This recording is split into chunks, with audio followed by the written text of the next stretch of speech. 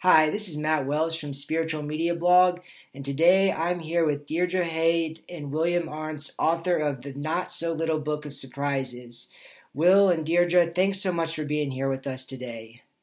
Well, our pleasure. So to get started, why don't you tell us a little bit about the book? What's it about, and why did you write it? Well, I didn't write it. Deirdre did. And let me tell you how the book really came about.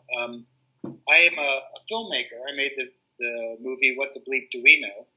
And so I think of things in those cinematic terms. Well, someone suggested a book of Deirdre's quotes, teachings that she's done in poems that she's been working on for years and years.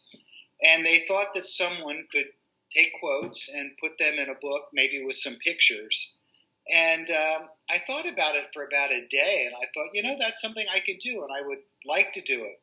So as a filmmaker, documentary filmmaker, you often go through, you're always going through transcripts and looking for little sound bites or things that really stand out. So I just did that. I started going through her quotes, and in about a day and a half, I had 60 pages of a book ready to go. Wow.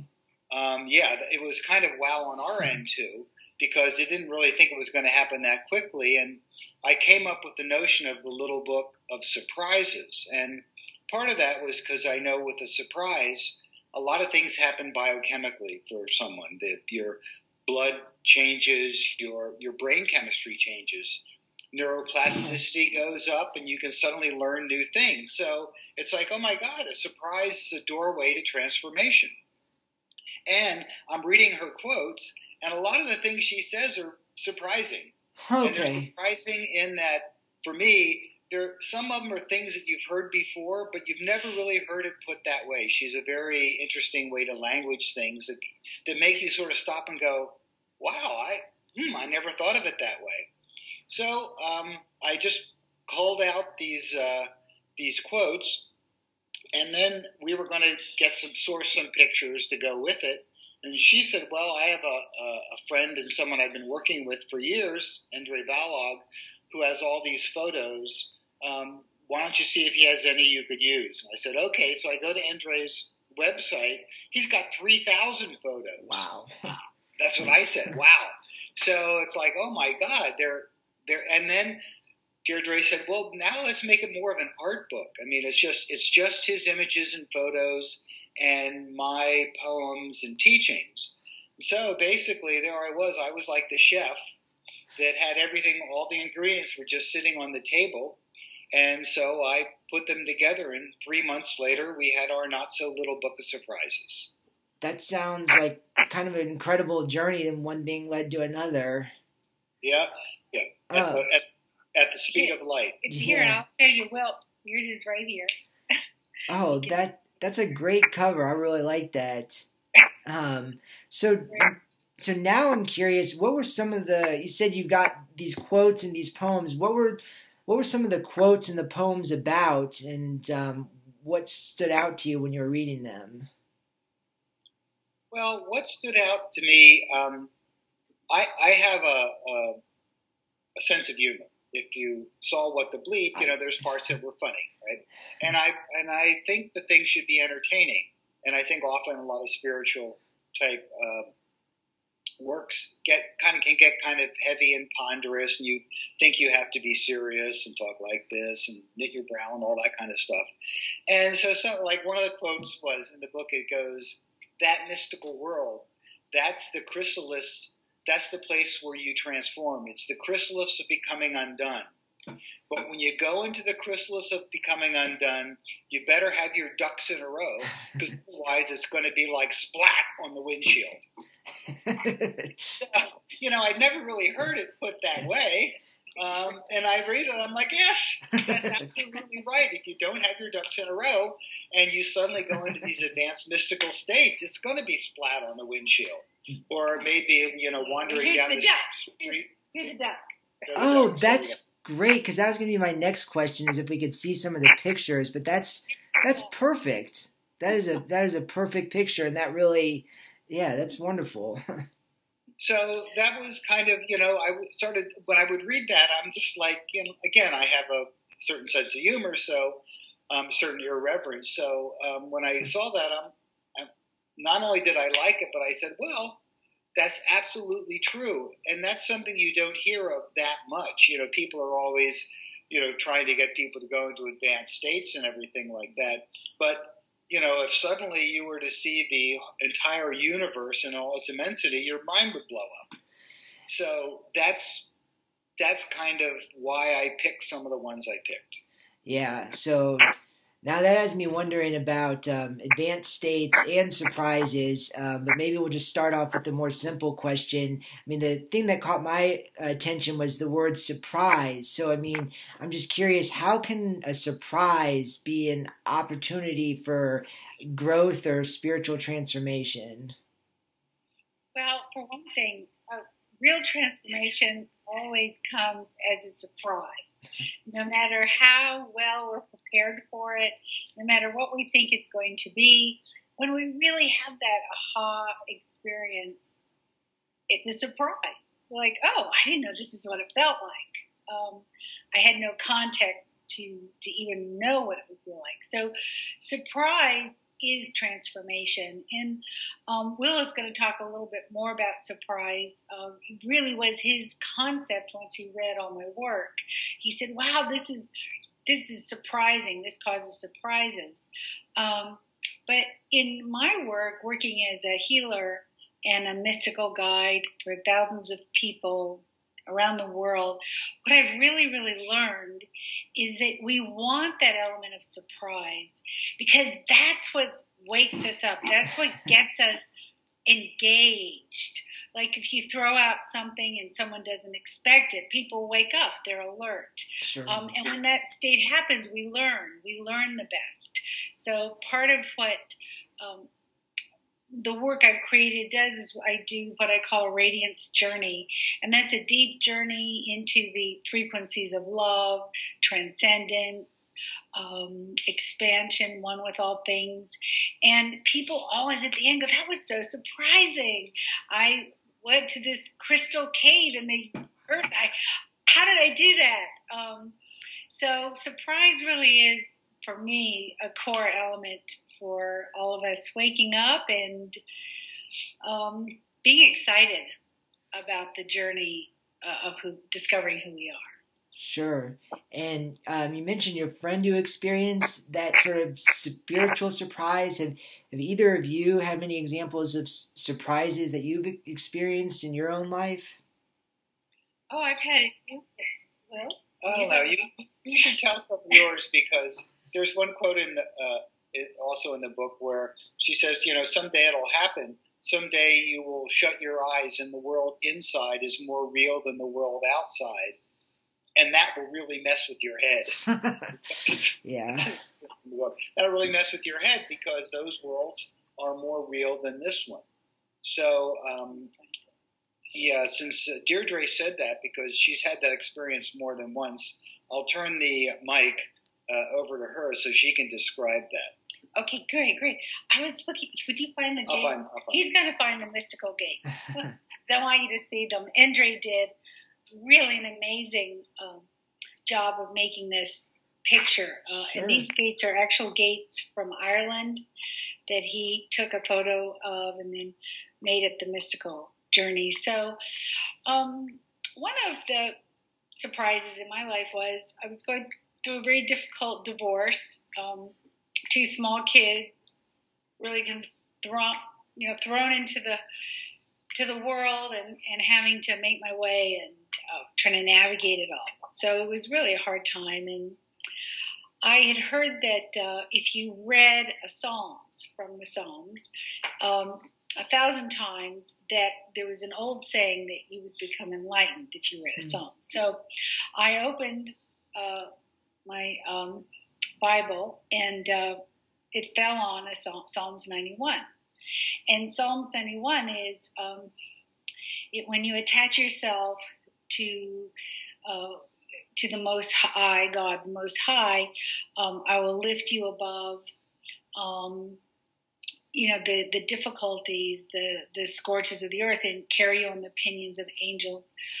And I said, okay, I'm going through a hard time. That's what I'm going to do. I'm going to call to God to lift me up out of what's going on. And I started saying this prayer, and I wrote it on a piece of paper. I put it in my purse. I read it all. I just said it over and over, a couple of sentences from it, because it's a long psalm, so I couldn't say the whole thing. And then after about a little over a month of doing this round the clock, one night I went to bed. When I went to bed, a light appeared in my room above me, like a sun. Wow. And it was so bright, I thought I must be having an epileptic seizure. I thought, okay, I'm hitting my brain, aneurysm, this is it, I'm out of here. Because there's this light. But I didn't, I was there, and then I started shaking, like shaking and shaking, and all this light started coming in me. And then I would shake so hard I started to levitate off the bed, and then I kind of went into this transcendent state where I wasn't aware of my body, but I was aware that I was about 2 feet off my body, and I was nothing but light.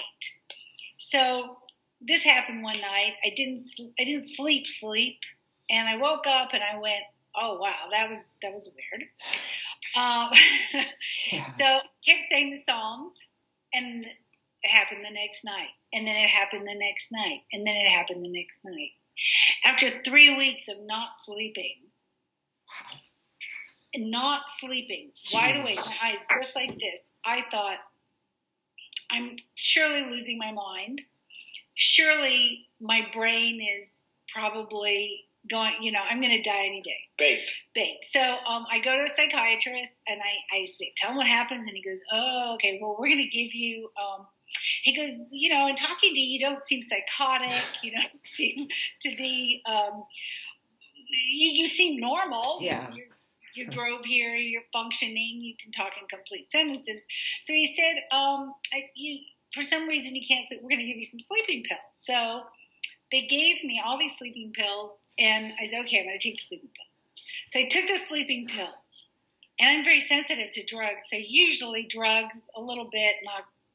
I took the sleeping pill, very strong, wide awake.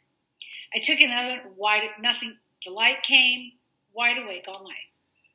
So the sleeping pills didn't work after a week, so I threw the sleeping pills away, and I said, okay, this isn't going to happen.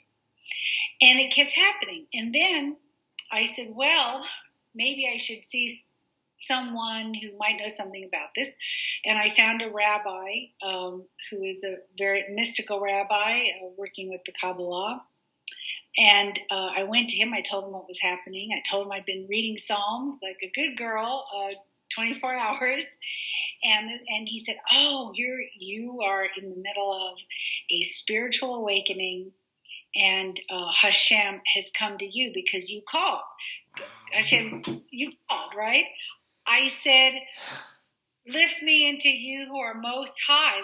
Well, and that's what was happening. Literally. So he said, I'm going to help you integrate this in your body. So he started working with me. And then the light kept going, went for 40 days. And then after the 40th day, the light came, and I fully merged in it. And then I truly heard God's voice, so what I consider God, all it is. And God's voice said, okay, you're done. You're good to go. Congratulations. And my mind was completely blank. Like I had no thoughts. It was a very odd sensation and a big surprise.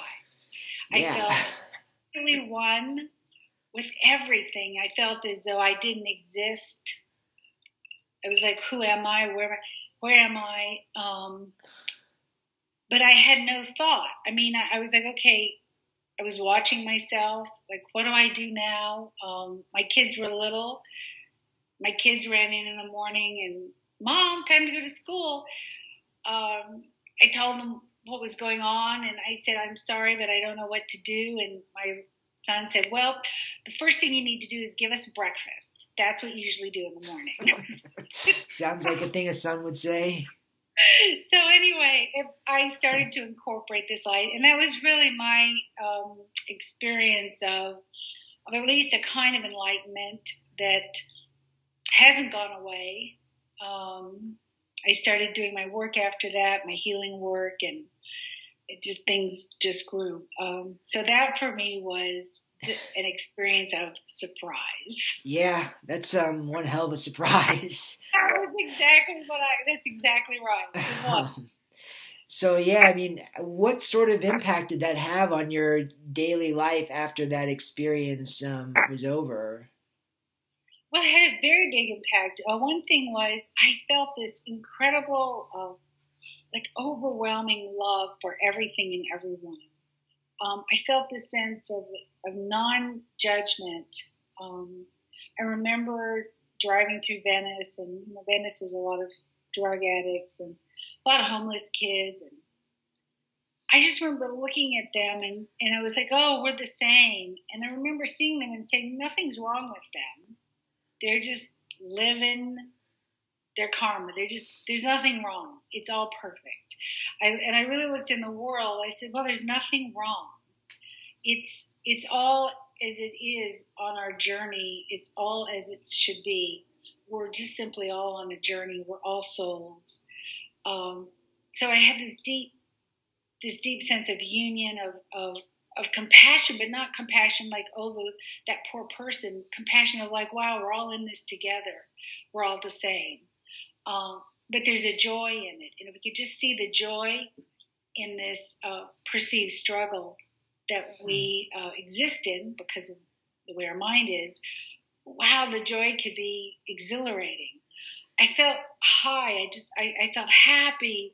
I even have videos. I just happened to be working with this videographer who was doing a study, which is crazy. It happened right then. Yeah. And there's like before and after. It's like two different people. I had to integrate it. I kind of had to meditate. I had to meditate a lot, and I had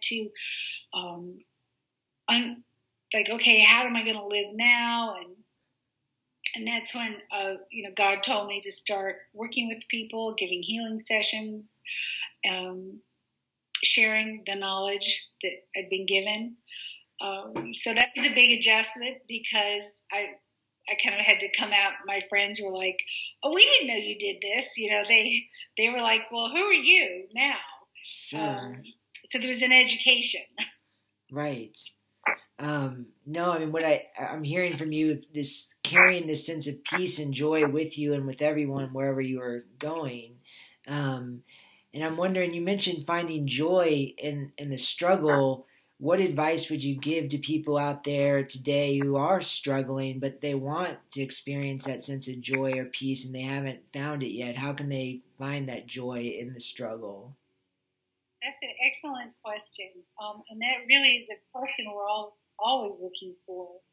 I would say, let me think of a good, I want to do an exercise that'll really help with this. I'm just thinking which is the right one. Okay, let's do this. This is a really simple exercise to help you find that joy. So I want you just to close your eyes just for a minute and just look inside and just look at the thought or the feeling of where you are struggling, where you might feel some tension, where you might feel some pain. And now locate it in your body.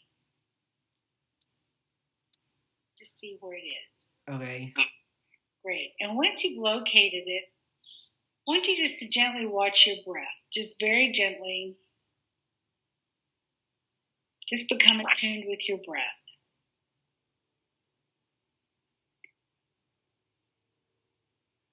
And now as you're watching this place where you're feeling this anxiety or this pain,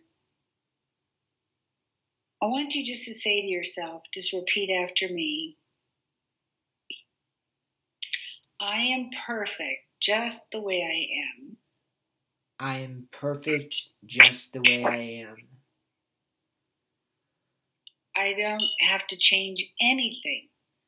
I don't have to change anything. I am here now. I am here now. As a perfect embodiment As of a- the light. As a perfect embodiment of the light. And then you just will repeat that again. I am perfect. I am perfect. There is nothing wrong, nothing I need to change. There's nothing wrong. There's nothing I need to change. I am a perfect embodiment of the light. I am a perfect embodiment of the light. And we'll just keep saying that over and over. And as we do, just imagine that there in your body, where that tension is, there's a beautiful white light like a sun, a brilliant light. And this light is a living being. This light is the angelic presence of you. And this angelic presence of you is always in joy. Always in the joy of being alive. And when you look at this beautiful light within you, there's a warmth now flowing over your whole body. And this warmth is grace. Because you see, grace is always here, and grace is always saying, I'm here for you to know the joy, no matter what. It's all perfect. It's all okay. And as that deep sense of peace comes over you, imagine now that you're shifting the perception of your eyes. Nothing's changed, but the way you see it. Because you're nothing but pure light, which is pure love. And nothing can touch this. Nothing can harm it. You are an observer in the world, in the third dimension. Simply an observer. But you live in joy. You live in peace. That is who you really are. Let's take a nice deep sigh. And gently start to come back and wiggle your fingers, wiggle your toes.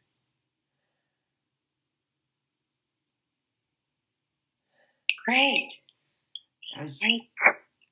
Thank you. I feel a lot more relaxed now. I feel a lot more at peace. And thank you for taking the time to go through that. That was very, very thoughtful and very effective. Beautiful, beautiful. So now take this moment. Now you're looking out of the same eyes, but you have different eyes. So you're looking now at the world from joy, from who you really are. But it doesn't mean anything else has changed, because it may or may not change. Right? Yeah. It's knowing who we really are and being connected to that, so that your experience is truly the experience of joy. Yeah, that's wonderful. Thank you. Good. Well, you're so welcome. Yeah. Now you've completely relaxed me now. So we can. Yeah, We're done. now you got to get back into interview. Well, we could actually interview you now. Just that would be a surprise. Yeah, that's fine. So, Matt, how's your morning so far? Well, I had this great surprise. I was not expecting to go through a guided deep meditation visualization, and now I feel a lot more clarity, a lot more peace now. So going quite well. Good. So, see, surprises, Yeah. the unexpected. That's the thing about the unexpected. And for me personally, I can get, you can get bored and stuck in your habits and stuck in your patterns and everything. And that's one thing a surprise does. One thing I used to do when I was driving into work every day, sometimes I'd be driving into work, and at one point, I was living in New England, I would just turn right instead of left. And I wouldn't even know until I did it that I was going to do it. I would surprise myself. And suddenly I'm taking a different way to get to work. And it would be like, and I would kind of wake up, and then, I have to engage my mind like, now I have never been on this road before. I hope I didn't do anything stupid. So I'm like awake, but just sometimes those little things we do to break our patterns to really basically give ourselves a little surprise, and then, experience something different. That's great practical advice, and something that I can relate to, because I very much like to plan my day out. I have like a morning and evening routine, but I totally hear what you're saying. To be able to sort of break some of those patterns and habits would definitely be kind of a helpful way to wake us up a little. Yeah, and I think that's one reason why people like traveling to foreign countries, for instance. Yeah. Because when you're in foreign countries, suddenly everything's new. It's right. Like, wow. Look at that. I don't know what they're saying. I hope they're not talking about me. Yeah. Right. So as far as the book goes, are a lot of the quotes, are they about these advanced states of consciousness, or are they about changing your daily routines and habits, or is it a mix of kind of the spiritual and the daily practices, or maybe a little bit more about the book? Yes, absolutely. Well, it really opens the book up. I'm just going to show you while we're talking the picture of the mystical dates. Oh, that's cool. That's really cool. Isn't that cool? Yeah. And so the book is really a combination of tips, practical tips of what to do with your spiritual experiences. Also, this book is a guided journey for you to have a spiritual experience. Many people that have read the book have reported to us that they feel when they read a page or two, they go on a journey, they have an aha, something changes inside of them, they feel different afterwards. So you can read the whole book, because the book is like a movie. It's very cool that way. But also you can read one or two pages and just contemplate on it, meditate on it. I give some step-by-step practices to do, and then also, the poetry of life, because the poetry is so close to how the angels and how all that is speaks. I talk about spiritual energies that will really help you. One is the Silent Watcher. Now, we just started in our meditation to come into contact with the Silent Watcher.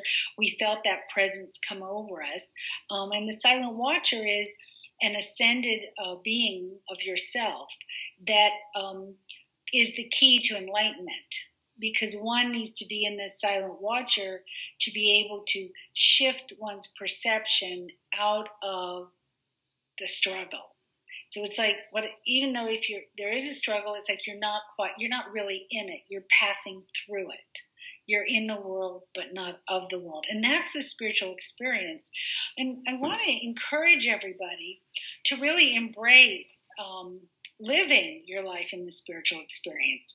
It's really where the fun is. It's where the joy is. It's where the magic happens. It's where synchronicity happens.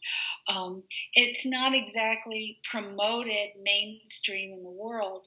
But if you find that group, you find the community, people that can run in that river, you're going to have a great life. This is a picture I want to show you. This is you. This is you in your ascended state. You can see. Nice. Yeah, that's a great picture. Yeah, and this is the tree of life and the complete chakra system, as well as the Merkaba. So this is the energy body of you, of your true self. That's great.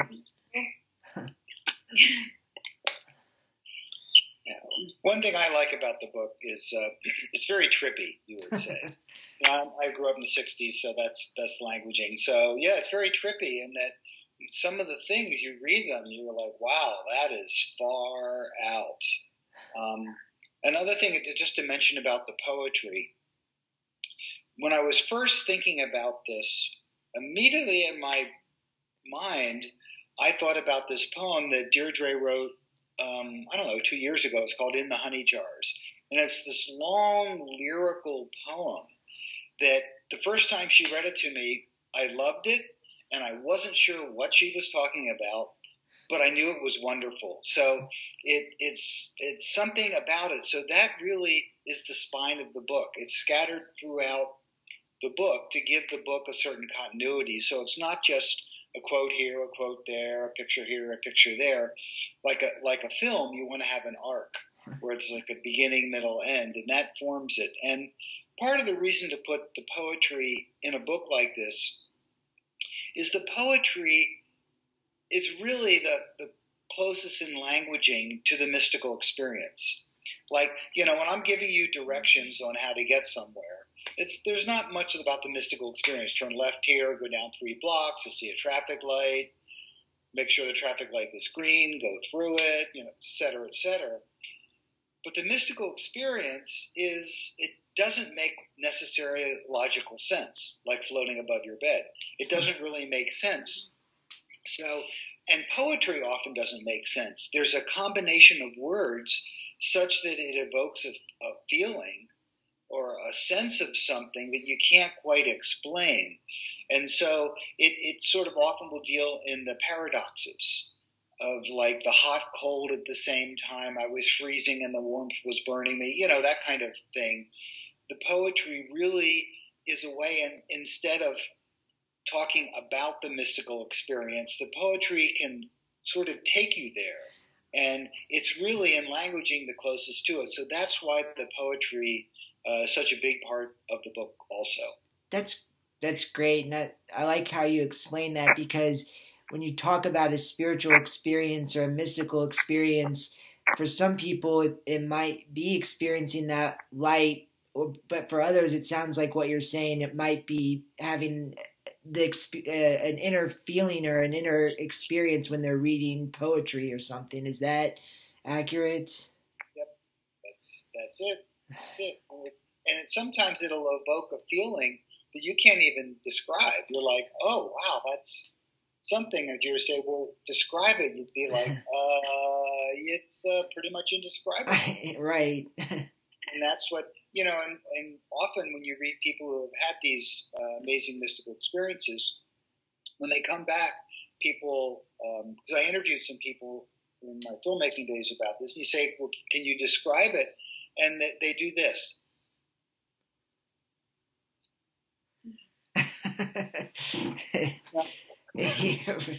Because it's ineffable, it's something from, it's another reality altogether. So that's kind of why the poetry, I think, is such a, as we talk in the book, it's a doorway to another world. Yeah, that makes sense. That reminds me, that was what William James used to say, a mystical experience, it's ineffable. I think that was a word that you used. You can't really describe it, but you know it inside of you. That's exactly right. So that's what we tried to do with the Not So Little Book of Surprises, is to help create a place for you to have a mystical experience. Right. And that's wonderful. And I like how you put that, because it sounds like even just reading the words and the poetry, that will give people possibly that inner feeling. Exactly. Nice. That was our goal. Good. And so far, I feel like we're succeeding at it, just from the feedback we've got. That's great. That's great. Well, I feel like we've covered a lot, but I don't want to leave anything out. Is there anything else about the book or about either of you that you feel like our listeners should know or might want to know? Well, just you can find us at bookofsurprises.com. So bookofsurprises.com. Okay. You can also order the book on Amazon. It's also in fine bookstores. It's a hardcover book printed on the best quality paper. It's a real book. It's a special book. Yeah, I'm so glad you brought it and showed the pictures, because it seems like, I mean, now you don't have books with pictures these days, and it's really nice to be able to see that visual depiction of some of those very esoteric concepts that you're talking about. Yeah, one person described it as a children's book for adults and adults' books for children. And it's kind of true. And the other one thing I want to say on the very mundane level is, it's a big book. It's like a coffee table book, and we're sort of doing a pre-launch sale price of this book. It's only $18.95, which is what you pay for a paperback these days. So, and part of the reason we did that is we wanted, we wanted to get, we're not going to make a fortune on this thing, but, we wanted to be able to get it affordable and be able so people could get it. And what we found is people will say, oh, at that price, that's 3 trips to Starbucks. Why don't I just get it? And then during the Christmas time, a lot of people went back and said, well, I'm just going to order 3 more and give them away. So that was our goal, to make a really nice quality thing that people could afford. That's great. How long will that deal be in place for? It looked like through the end of April. Okay. All right. That's good. So you got some time. And then we're having the real launch of the book in April, so the price will go to a normal price. But I just want to show you this picture because I think you're going to love this. And there we go. Oh, nice. That's really cool. Cool. So this is the Eye of God, and this is an image for you to meditate on. Oh, that's a great idea. Mm-hmm. So you can just put this up on your altar wherever you meditate and just gaze on it. And this picture alone will take you into higher states of consciousness. Oh, that's great. Yeah, because a lot of people are very visual, and so that visual image will help a lot of people. Okay, well, thank you. This has been really great, and thank you for doing your show and everything, all the energy you're putting into opening up the spiritual life for people. So happy you're out there. And speaking of light, from the dimension 25, we have just been beamed in. Thank you, everyone, so much for being here. All right, that is wonderful. Thank you both so much for your time. I really appreciate it. It was wonderful, and thank you so much. Okay, you too. Right. Bye-bye. Bye.